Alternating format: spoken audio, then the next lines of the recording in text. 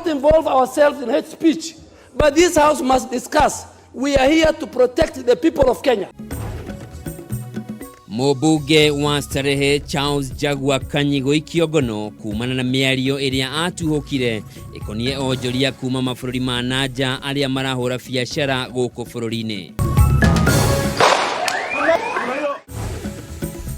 Borithi kaunti-inĩ ya Kirinyaga kũhũthĩra rĩera rĩa kũruta maithori kũharagania arigitani arĩa makoretwo magomete kwa ihinda rĩa thikũ 30. Borithi kũhithũkĩra nyũmba ya mũhũri biacara Paul Kobia mwena wa Riverside Drive gũkũ Nairobi agĩkuruhanio na thũgũrĩ ya thahabu ya maheni.